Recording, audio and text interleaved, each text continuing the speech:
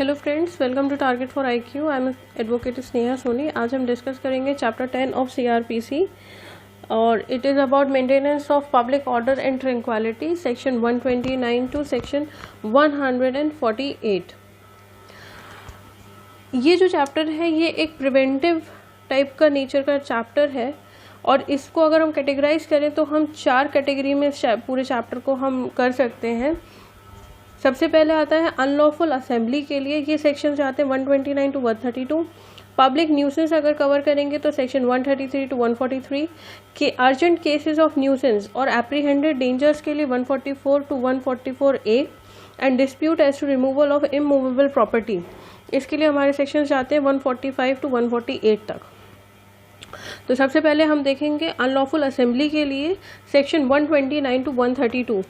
जो प्री के लिए इम्पॉर्टेंट है वो डायरेक्ट आपसे अथॉरिटी पूछा जाता है, अगर नॉन कॉम्प्लियंस हो रही है ऑर्डर के साथ तो क्या पनिशमेंट होती है, इस तरह से चीज़ें पूछी जाती हैं।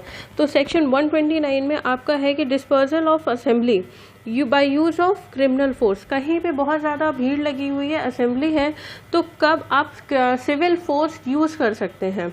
तो यहाँ पे कॉम्पिटेंट अथॉरिटी जो कमांड देने के लिए है that is any executive magistrate, officer in charge of a police station, than any police officer not below the rank of sub inspector.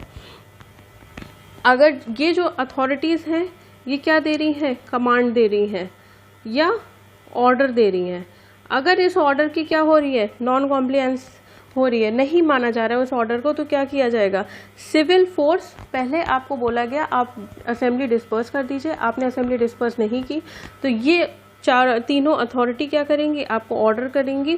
Civil force फिर यूज़ कर सकती हैं और उन पर्सन्स को अरेस्ट भी कर सकती हैं और कन्फाइन भी कर सकती हैं। देन नेक्स्ट आता है 130 use of armed force to disperse assembly. कब आर्म्ड फोर्स यूज़ की जाएगी for the dispersal of assembly. यहाँ पे 2 कंडीशन होती हैं। जब असेंबली डिस्पर्स ही नहीं हो रही है, इनके पास कोई और रास्ता नहीं है, अदरवाइज डिस्पर्स्ड असेंबली हम किसी और तरह से डिस्पर्स नहीं कर पा रहे हैं। सेकेंडली, अगर हमारी जो पब्लिक सिक्योरिटी है वो उसके लिए नेसेसरी हो जाता है तभी आर्म्ड फोर्स हम यूज़ कर सकते हैं। उसके लिए कॉम्पिटेंट अथॉरिटी हमारी है executive magistrate of highest rank, and such magistrate may require the officer in command of a group of armed force to get the assembly dispersed with the help of armed force under his command। यानी कि executive जो magistrate है that will क्या करेगा, officer in charge जो भी group होगा आपका आर्म्ड फोर्स के, उसके जो हेड होंगे उनको ये कमांड करेगा कि भाई अब आप इस असेंबली को क्या करिए, डिस्पर्स करिए। उसके बाद क्या बोल रहा है कि each member of the armed force shall obey such requisition. जो भी आर्म्ड फोर्स के मेंबर्स हैं उनको क्या करना है, वो ओबे करना है, जो भी एग्जीक्यूटिव मजिस्ट्रेट जो कमांड दे रहा है उसको ओबे करना है और कम से कम क्षति पहुंचानी है किसी भी पर्सन या प्रॉपर्टी को उस डिस्पर्सल ऑफ असेंबली के लिए। उस असेंबली को तितर बितर करने के लिए बहुत ही कम से कम क्षति पहुंचानी है पर लोगों को या प्रॉपर्टी को। देन आता है power of armed force officer in case of no communication with executive magistrate. तो 130 में हमने देखा कि पावर कौन दे रहा है, एग्जीक्यूटिव मजिस्ट्रेट। अब सिचुएशन ऐसी है कि हम जो ऑफिसर कमांड है आर्म्ड फोर्स का उसके पास ऑप्शन नहीं है, वो बात नहीं कर पा रहा है एग्जीक्यूटिव मजिस्ट्रेट से या एग्जीक्यूटिव मजिस्ट्रेट किसी तरह से उसे कमांड नहीं दे पा रहा है। तब वो क्या करेंगे कि अगर पब्लिक सिक्योरिटी, ये सिचुएशन कब होगी, कब वो लोग खुद अपनी पावर यूज़ करेंगे, तो वो कब यूज़ करेंगे, जब पब्लिक सिक्योरिटी डेंजर में है उस असेंबली की वजह से। सेकेंडली, एग्जीक्यूटिव मजिस्ट्रेट के साथ कम्युनिकेशन नहीं हो पा रहा है, तब उसके बाद आर्म्ड फोर्स अपनी पावर यूज़ करेंगे for the dispersal of assembly. और जैसे ही कम्युनिकेशन होता है एग्जीक्यूटिव मजिस्ट्रेट के पास, जैसे ही प्रैक्टिकेबल होता है, जैसे ही कम्युनिकेशन स्थापित होता है दोनों के बीच में, तो जो मजिस्ट्रेट बोलेगा उस तरह से, जो कमांड्स आएंगे उस तरह से फॉलो किया जाएगा। देन जो भी हमारे सेक्शन 132 इट इज़ ये एक इम्यूनिटी दे रहा है, ये एक इम्यूनिटी दे रहा है। किसको दे रहा है, प्रोसिक्यूशन से दे रहा है कि जो लोग भी डिस्पर्सल ऑफ असेंबली के लिए आए हैं अंडर सेक्शन 122 टू 131 तक, उनके लिए कोई भी प्रोसिक्यूशन नहीं होगा। लेकिन कब तक नहीं होगा? जब तक वो अपनी पावर किस में यूज़ कर रहे हैं? गुड फेथ में यूज़ कर रहे हैं। अगर वो मैलाफाइड इंटेंशन के साथ यूज़ कर रहे हैं तो उनके लिए प्रोसिक्यूशन होगा। बी पार्ट कहता है हमारा public nuisance. Public nuisance is under section 133 to 143 तक की बात किया जा रहा है। यहाँ पे कौन कौन कॉम्पिटेंट अथॉरिटी है? तो हमारी district magistrate, sub divisional magistrate और एग्जीक्यूटिव मजिस्ट्रेट, जिसको एम्पावर किया है स्टेट गवर्नमेंट ने, वो एक्शन लेने के लिए कॉम्पिटेंट अथॉरिटी है। अब यहाँ पे किस तरह से वो एक्शन लेंगे? उनके पास कोई रिपोर्ट आई है पुलिस ऑफिसर की, या उनको कोई इंफॉर्मेशन मिली है कि किसी तरह का कोई न्यूसेंस हो रहा है, उसको आप हटाइए। अब वो न्यूसेंस किस तरह के हो सकते हैं, ये अंडर सेक्शन 133 में बताए गए हैं। सबसे पहले ए बोलता है unlawful obstruction in any public place, way, river और चैनल, यानी कि कोई रास्ता है उसको रोक दिया है, या कोई रिवर है या चैनल है उसमें किसी तरह का ऑब्स्ट्रक्शन कर दिया तो पानी आगे नहीं जा पा रहा है, तो ये क्या हो रहा है? अनलॉफुल ऑब्स्ट्रक्शन हो रहा है। Second, conduct of any trade occupation और कीप ऑफ एनी गुड्स और merchandise which is injurious to public health. किसी पर्सन ने क्या किया है कि बहुत सारा, या तो वो ट्रेड ऐसा कर रहा है या ऑक्यूपेशन उसका ऐसा है, या वो इस तरह की चीज़ें रख रहा है अपने पास रख रहा है, उसकी स्टॉकिंग कर रहा है जो इंजूरियस टू पब्लिक हेल्थ है। सी बोलता है कंस्ट्रक्शन ऑफ एनी बिल्डिंग और disposal of any substance which is likely to cause conflagration और एक्सप्लोजन। मीन्स किसी भी ऐसी बिल्डिंग आपकी कंस्ट्रक्शन हो रही है और या ऐसा मटेरियल का डिस्पोजल हो रहा है जिससे एक्सप्लोजन कॉज हो सकता है। डी बोल रहा है the being of any building, tent, structure और tree in such a condition that is likely to fall. Means क्या है कि कोई ऐसी बिल्डिंग है, टेंट है, स्ट्रक्चर है, ट्री है, जो ऐसी हालत में जो थोड़े दिनों में गिर जाएगा और उससे पब्लिक एट लार्ज को कहीं ना कहीं क्षति होगी, तो दैट इज अ न्यूसेंस। फिर है any tank, well, excavation adjacent to any way, public place being open without proper fencing. जैसे मेन होल होता है उसके ऊपर एक ढक्कन लगा के रखते हैं, अब वो वहाँ पे नहीं है तो बहुत सारे बच्चे, भी रिसेंटली बहुत केसेस हुए थे कि छोटे छोटे बच्चे उस मेन होल में गिर जाते थे, कईयों की डेथ भी हो गई है, कुछ लोग बच भी गए हैं, तो उसकी क्या नहीं हुई है? फेंसिंग नहीं हुई है proper. Then presence of any dangerous animal. Recently Jim Corbett National Park से काफ़ी जैसे हमारे टाइगर्स वगैरह हैं वो लोकल सिटीज़ में आ गए थे, तो किसी तरह का जो डेंजरस एनिमल है वो आ गया है शहर में। अब उसके लिए जो हमारी अथॉरिटीज़ है वो किस तरह के ऑर्डर्स पास करेंगे। अगर कोई ऑब्स्ट्रक्शन है तो वो सीधे बोलेंगे कि भाई रिमूव करो उस ऑब्स्ट्रक्शन को। बी, रिमूव करो या रेगुलेट करो वो जो ट्रेड ऑक्यूपेशन या वो गुड्स मर्चेंडाइज वो रख रहा है उसको रेगुलेट कर दो या वहाँ से हटा दो। सी बोल रहा है कि कोई कंस्ट्रक्शन ऐसा नहीं होना चाहिए, स्टॉप करा दो उस कंस्ट्रक्शन को, बिल्डिंग को या डिस्पोजल ऑफ सच सब्सटेंस जो क्या कर रहा है पब्लिक हेल्थ के लिए ठीक नहीं है। Then D is remove, repair और सपोर्ट सच बिल्डिंग। अब जैसे बिल्डिंग है, टेंट है या ट्री है, गिरने वाला है या कुछ भी हो रहा है तो उसका आप या तो रेनोवेशन कराओ या तो आप हटा दो। अगर कोई टैंक है, वेल है या एक्सकेवेशन है उसकी क्या करिए, फेंसिंग नहीं है तो ऑर्डर दे दिया जाएगा कि आप फेंसिंग कराइए। देन एफ इज कन्फाइन और अदरवाइज डिस्पोज सच डेंजरस एनिमल। अगर वो dangerous animal open at large है तो या तो आप उसको कन्फाइन कर लो या तो डिस्पोज ऑफ कर लो। देन आगे क्या बोला है, such order shall be issued as show cause notice. जो ऑर्डर होगा वो इस तरह से इशू होगा कि आपको शो कॉज करना पड़ेगा। No order duly made by magistrate under this section shall be called in question in any civil court. ये जो न्यूसेंस के लिए जो भी ऑर्डर दिया जाएगा मजिस्ट्रेट के थ्रू उसको हम क्वेश्चन नहीं कर सकते हैं in civil court. Okay, then आता है सेक्शन 134 सर्विस और नोटिफिकेशन ऑफ ऑर्डर। अब जो ऊपर जो ऑर्डर हुआ है वो किस तरह से होगा सर्विस उसकी, एज अ समन, जैसे समन सर्विस होता है उस तरह से होगा। 135 बोलता है कि कंपाइल करना है, जो भी पर्सन है जिसके लिए ऑर्डर किया है उसको क्या करना है, कंपाइल विद द ऑर्डर। या वो नॉन कॉम्प्लियंस कर रहा है तो शो कॉज कर दो, आके आप बताओ कि आप क्यों नॉन कॉम्प्लियंस कर रहे हो। अगर आप शो कॉज भी नहीं कर रहे हो, कंपाइल भी नहीं कर रहे हो तो आपको क्या होगी, पेनाल्टी दी जाएगी अंडर सेक्शन 188 ऑफ IPC।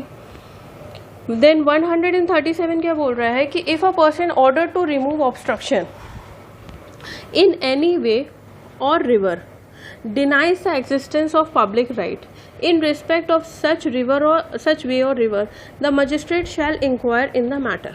अब इसमें क्या हुआ कि एक पर्सन था, उसके घर के सामने से रास्ता जा रही थी। अब उसने क्या किया, यहाँ पे उसने एक दीवार करवा दी।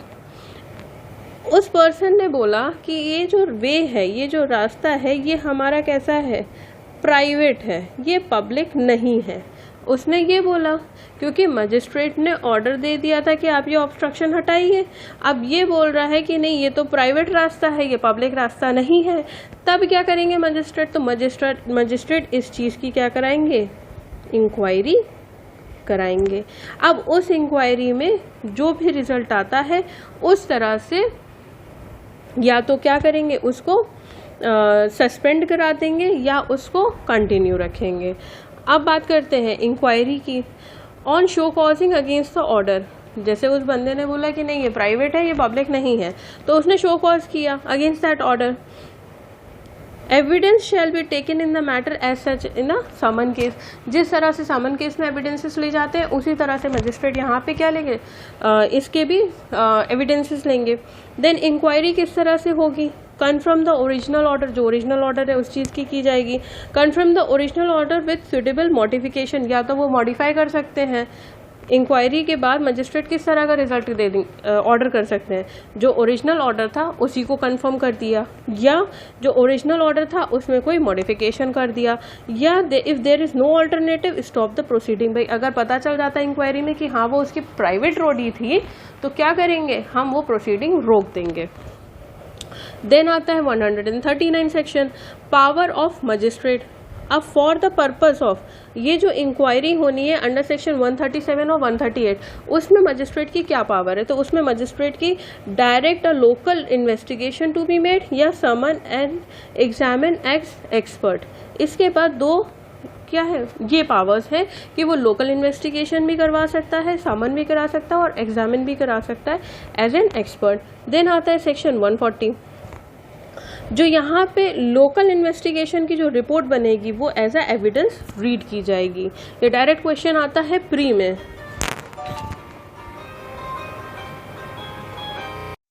देन आता है section 141, order being made absolute.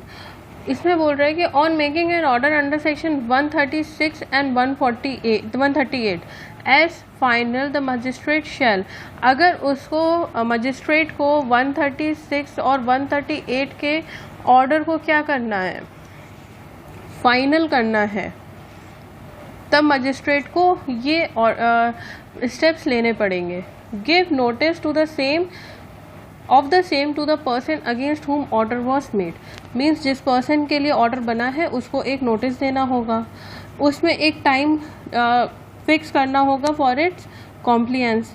If the notice state the disobedience of the order shall give rise to the penalty under section 188 of the IPC।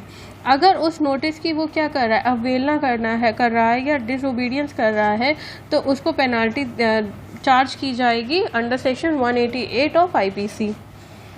फिर उसके बाद और वो क्या कर सकते हैं कि द मजिस्ट्रेट में इंश्योर कॉम्प्लियंस, मजिस्ट्रेट को क्या कराना है, कॉम्प्लियंस कराना है उस ऑर्डर का। फिर कॉस्ट ऑफ कॉम्प्लियंस रिकवर कैसे होगी, जो प्रॉपर्टी होगी, sale of property removed by the order, जो प्रॉपर्टी हटाई गई है ऑर्डर से, जो प्रॉपर्टी हटाई गई है उसका हम क्या करेंगे, सेल करके कॉम्प्लियंस का जितना भी कॉस्ट आएगा उसे रिकवर करेंगे। या attachment and sale of any other property belonging to the ordered person, जो ऑर्डर्ड पर्सन है जिसके लिए ऑर्डर किया गया है उसकी प्रॉपर्टी को या तो हम अटैच कर लेंगे या उसकी प्रॉपर्टी को हम सेल कर देंगे। देन आता है सेक्शन 142 इंजंक्शन का है। अगर कोई इमीडिएट डेंजर है टू द पब्लिक, तो मजिस्ट्रेट के पास पावर होती है कि वो इंजंक्शन इशू कर सकता है for the prevention of repetition और continuance of the public nuisance. कोई ऐसा पब्लिक न्यूसेंस है जो बार बार हो रहा है या उसकी कंटिन्यूएंस चल रही है, तो वहाँ पे मजिस्ट्रेट जो है वो एम्पावर्ड है, उसके पास ये पावर है कि वो क्या कर सकता है, एक इंजंक्शन इशू कर सकता है फॉर उसको रोकने के लिए।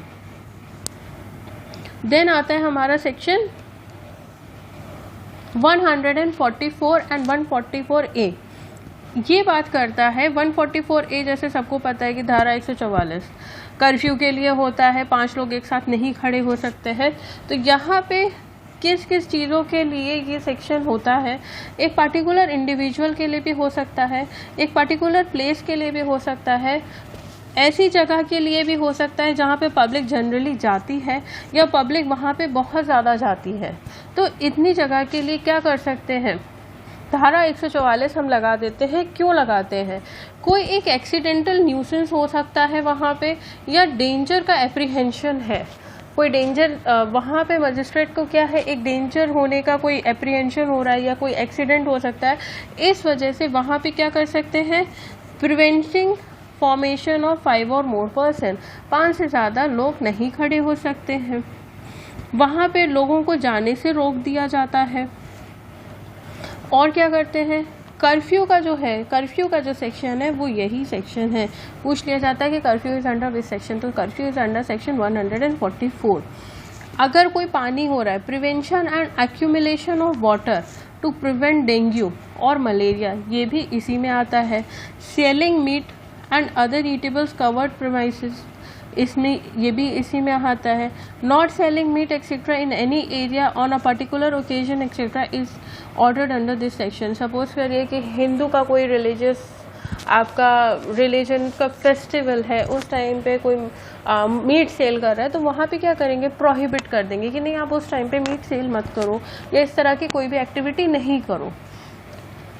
कॉम्पिटेंट अथॉरिटी कौन कौन सी है हमारी अंडर सेक्शन 144, तो हमारा डिस्ट्रिक्ट मजिस्ट्रेट है, सब डिविजनल मजिस्ट्रेट है, स्टेट गवर्नमेंट ने इन सबको क्या किया है, पावर किया है, और साथ में एग्जीक्यूटिव मजिस्ट्रेट को भी स्टेट गवर्नमेंट एम्पावर कर सकती है अंडर सेक्शन 144।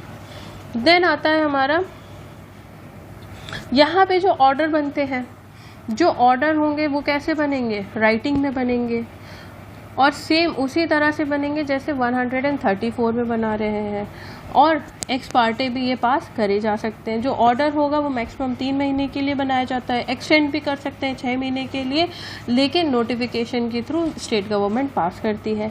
कैंसिलेशन कब हो सकता है, मजिस्ट्रेट या गवर्नमेंट अपनी ओन मोशन से कर सकती है, या वहाँ के लोग क्या करें, on application of any person resident और ऑल्टर द ऑर्डर। एप्लीकेशन जब किसी पर्सन की जाती है तब उस ऑर्डर में क्या कर सकते हैं, या तो कैंसिल कर सकते हैं या उस ऑर्डर को क्या कर सकते हैं, ऑल्टर कर सकते हैं। देन आता है सेक्शन 144A।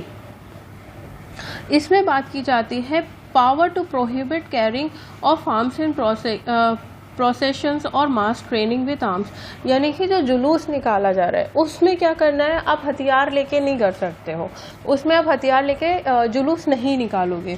तो ये सेक्शन ऐड किया गया था by criminal procedure amendment act 2005। Competent authority is district magistrate. यहाँ पे डिस्ट्रिक्ट मजिस्ट्रेट के पास पावर होती है for preservation of public peace and public safety and for the maintenance of public order. तो डिस्ट्रिक्ट मजिस्ट्रेट क्या कर सकता है, पब्लिक नोटिस या ऑर्डर के साथ वो प्रोहिबिट कर सकता है या एरिया लिमिट कर सकता है अपने लोकल ज्यूरिसडिक्शन में कि आप वहां से आर्म्स कैरी नहीं करेंगे। कोई ऑर्गेनाइजेशन है होल्डिंग ऑफ और taking part in the mass drill और mass training with the arms in any place, वो रोक देंगे। ड्यूरेशन क्या होता है उस ऑर्डर का, 3 मंथ्स के लिए होता है मैक्सिमम, और स्टेट गवर्नमेंट अगर चाहे तो फर्दर 6 महीने के लिए बढ़ा सकते हैं। यहाँ पे स्टेट गवर्नमेंट डेलीगेट भी कर सकती है, डिस्ट्रिक्ट मजिस्ट्रेट को वो पावर दे सकती है। देन आता है हमारा कॉन्ट्रावेंशन ऑफ दिस ऑर्डर। जो ऑर्डर पास किया गया अगर वो नहीं मान रहा है तो वो क्या होता है, under section 153AA of Indian penal code के अंदर वो क्या होता है, पनिशेबल होता है। यहाँ पे एक मार्किंग पॉइंट ये है कि अभी तक 144A और 153AA IPC के अभी तक एनफोर्स नहीं हुए हैं। देन आते हैं हमारा section dispute D, part D आता है चैप्टर 10 का, dispute as to immovable property. Sections हैं हमारे 145 टू 148। यहाँ पे एक छोटा सा स्ट्रक्चर बनाया गया है कि जो हमारा क्लासिफिकेशन ऑफ सेक्शंस है ये 2 क्लासेस में किए गए हैं। पहला है हमारा classification of section 145 to 148, dispute concerning possession of land and water. जो भी डिस्प्यूट है रिलेटेड लैंड एंड वाटर के वो आते हैं सेक्शन 145 में। Then dispute concerning the right of use, यहाँ पे बात की जा रही है राइट ऑफ यूज की, यहाँ बात की जा रही है पोजेशन की। यहाँ पे है लोकल इंक्वायरी ऑफ सेक्शन 148, यहाँ पे है अपॉइंटमेंट ऑफ रिसीवर। जो लोकल इंक्वायरी है ये आपकी इसमें भी एप्लीकेबल है, इसमें भी एप्लीकेबल है और इसमें भी, यानी कि जो लोकल इंक्वायरी 148 में जो बनेगी वो 145 के लिए भी एप्लीकेबल है, 146 के लिए भी और 147 के लिए भी एप्लीकेबल है। देन आता है हमारा, अब हम पढ़ते हैं कि यहाँ पे कॉम्पिटेंट अथॉरिटी कौन होगी। तो competent authority for section 145, 146 and 147 is executive magistrate. और जो 148 में जो इंक्वायरी कंडक्ट कराई जाती है वो कराई जाती है डिस्ट्रिक्ट मजिस्ट्रेट या सब डिविजनल मजिस्ट्रेट के थ्रू कराई जाती है, लेकिन यहाँ पे सबऑर्डिनेशन मांग सकते हैं एग्जीक्यूटिव मजिस्ट्रेट का। देन आता है section 145, dispute concerning possession of land and water. जहाँ पे क्या बात की जा रही है, प्रोटेक्शन ऑफ पोजेशन, किसका पोजेशन है इस प्रिंसिपल पे बात की जाती है। और यहाँ पे if any person has been wrongfully dispossessed within 2 month, अब किसी पर्सन को अगर डिस्पोजेस किया गया है, निकाल दिया गया है उसकी प्रॉपर्टी से, तो वो 2 महीने के अंदर क्या करे, एप्लीकेशन दे दे और वहाँ पे उसको वापस लीगली क्या किया जाता है, पोजेशन दिलाया जाता है। और ये सिमिलर, ये section 145 is similar to section 6 of specific relief act 1963। Then आता है section 146। Section 146 is about attachment and appointment of receiver. If the magistrate considers the case to be one of emergency or is unable to satisfy himself, अब क्या है, जो magistrate है emergency के case है, उसके पास जो केस आया है वो कैसा है, इमरजेंसी में है, और क्या है, वो किसी निष्कर्ष पे नहीं पहुंच पा रहा है। जो वो देख रहा है कि किस पार्टी का पोजेशन होगा, इस पार्टी का होगा या इस पार्टी का होगा, तो वो डिटरमाइन नहीं कर पा रहा है कि किसके राइट्स बन रहे हैं।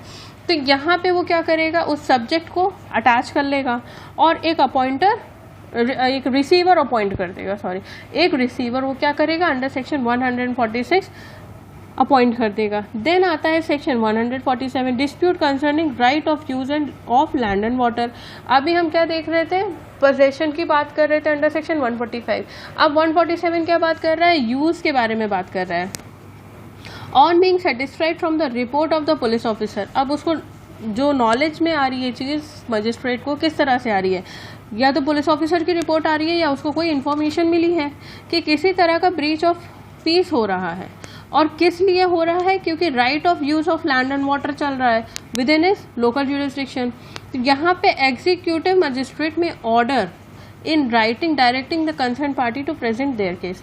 अब यहाँ पे एग्जीक्यूटिव मजिस्ट्रेट के पास पावर है कि वो दोनों पार्टीज को बुलाएगा और वो बोलेगा कि आप अपना केस हमारे सामने रखिए, और दोनों को सुनने के बाद वो ऑर्डर पास करेंगे मजिस्ट्रेट। देन आता है हमारा सेक्शन 148, लोकल इंक्वायरी। जब लोकल इंक्वायरी की बात की जाती है तो यहाँ पे जो लोकल इंक्वायरी होगी वो होगी सेक्शन 145, 146 एंड 147 के लिए।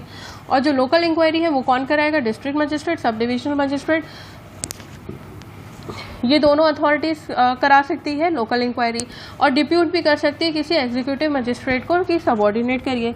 और जो ये लोकल इंक्वायरी की जो रिपोर्ट बनेगी वो बिल्कुल वैसे ही रीड करी जाएगी जैसे कि कोई एविडेंस हो। Thank you for this lecture, मिलते हैं नेक्स्ट लेक्चर में। Thank you.